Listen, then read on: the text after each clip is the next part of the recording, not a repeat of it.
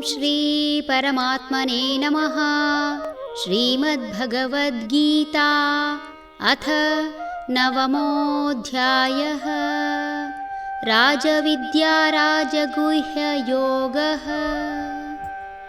ಶುಭಾಶುಭಫಲೈರೇವಂ ಮೋಕ್ಷಸೇ ಕರ್ಮಬಂಧನೈಃ.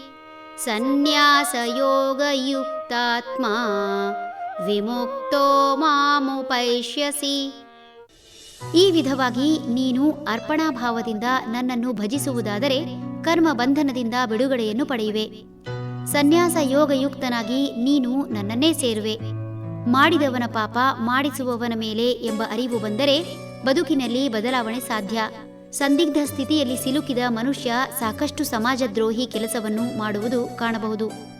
ಈ ಪ್ರಪಂಚ ಎಲ್ಲರಿಗೂ ಸಮಾನವಾಗಿ ಸೇರಬೇಕಾಗಿದ್ದರೂ ತಮಗೆ ತೋಚಿದಂತೆ ಮತ್ತು ತಮಗೆ ಅನುಕೂಲ ಆಗುವಂತೆ ಧರ್ಮದ ಕಟ್ಟಳೆಗಳನ್ನು ಉಪಯೋಗಿಸುವ ಮನುಷ್ಯ ಕಾನೂನನ್ನು ಸಹ ತನಗೆ ಬೇಕಾದಂತೆ ಬಳಸುವುದನ್ನು ಕಾಣಬಹುದು.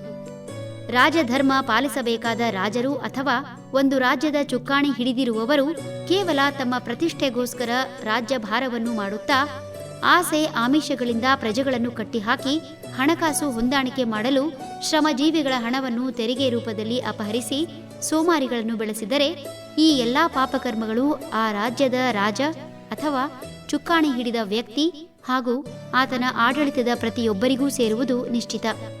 ಆದರೆ ಇದೇ ರಾಜ ಪ್ರತಿ ಪ್ರಜೆಗಳ ಅಭ್ಯುದಯವೇ ತನ್ನ ಗುರಿ ಎಂಬ ಉದ್ದೇಶದಿಂದ ಪ್ರತಿ ಪ್ರಜೆಗಳನ್ನು ಶೈಕ್ಷಣಿಕವಾಗಿ, ಆರ್ಥಿಕವಾಗಿ, ಆಧ್ಯಾತ್ಮಿಕವಾಗಿ ಬೆಳೆಸಲು ಒಂದಿಷ್ಟು ಯೋಜನೆ ರೂಪಿಸಿ ಕೆಲಸವಿಲ್ಲವೆಂದರೆ ಕಂಬ ಸುತ್ತು ಎನ್ನುವಂತೆ ಪ್ರತಿಯೊಬ್ಬರಿಗೂ ಉದ್ಯೋಗ ಕೊಡಲು ಈಶ್ವರಾರ್ಪಣ ಭಾವದಿಂದ ಕಾರ್ಯನಿಮಿತ್ತನಾದರೆ ಸಾಕು.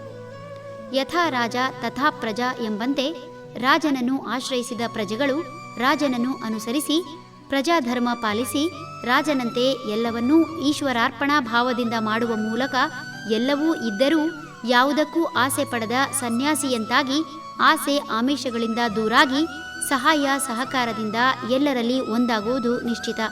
ಹೀಗೆ ಸಮಾಜದ ಹಿತದೃಷ್ಟಿಯಿಂದ ಯಾವುದೇ ಕರ್ಮ ಮಾಡಿದ್ದರೂ ಈಶ್ವರಾರ್ಪಣ ಭಾವದಿಂದ ಮಾಡಿದ ಕಾರಣ ಇಂತಹವರು ಯಾವುದೇ ಕರ್ಮ ಬಂಧನವಿಲ್ಲದೆ ತನ್ನನ್ನೇ ಸೇರುತ್ತಾರೆ ಎನ್ನುತ್ತಿದ್ದಾನೆ ಭಗವಂತ.